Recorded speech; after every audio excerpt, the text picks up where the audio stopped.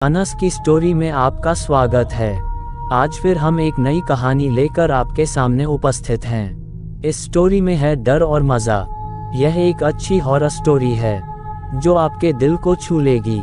अगर आपको वीडियो पसंद आई हो तो इसे जल्दी से लाइक करें और अपने दोस्तों के साथ शेयर करें। आपका साथ हमारे लिए बहुत मायने रखता है।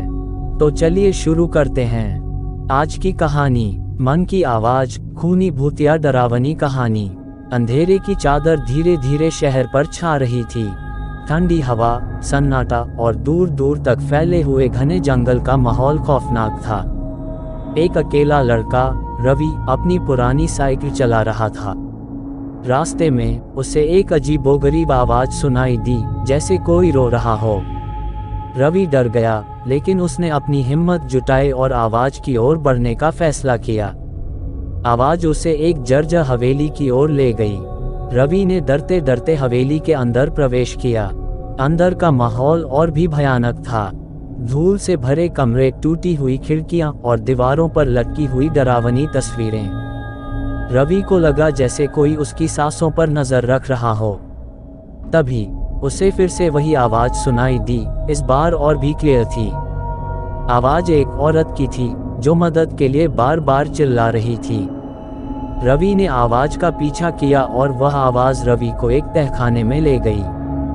तहखाने में रवि ने एक औरत को देखा जो जंजीरों से बंधी हुई थी। उस औरत का चेहरा खून से लथपथ था और उसकी आंखों में डर था। रवि ने उस औरत को बचाने की कोशिश की, लेकिन तभी उसे पीछे से किसी ने धक्का दिया और वह जमीन पर गिर गया।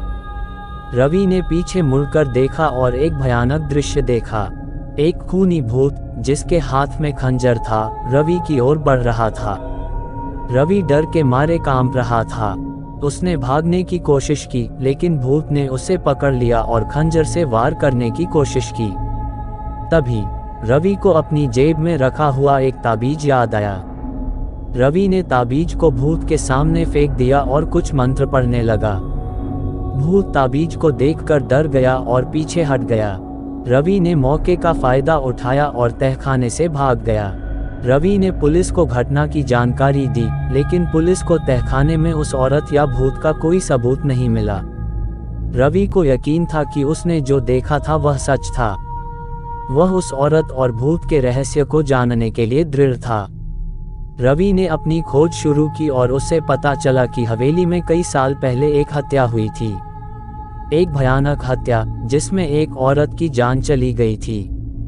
रवि को यह भी पता चला कि हवेली का मालिक, एक तांत्रिक, उस महिला की हत्या के लिए जिम्मेदार था। तांत्रिक ने महिला की आत्मा को कैद कर लिया था और उसे अपने वश में कर लिया था। रवि ने तांत्रिक का सामना करने का फैसला किया। रवि ने तांत्रिक को हराया और महिला की आत्मा को मुक्त कराया। आत्मा ने रवि को धन्यवाद दिया और उसे बताया कि वह अब शांति से रह सकती है।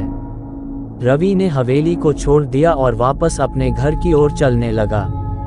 रास्ते में उसे फिर से वही आवाज सुनाई दी, लेकिन इस बार आवाज में खुशी थी। रवि को पता था कि उसने सही काम किया था और उसने एक आत्मा को न्याय दिलाया था। ये कहानी हमें सिखाती है कि हमें हमेशा डर का सामना करना चाहिए और दूसरों की मदद करनी चाहिए।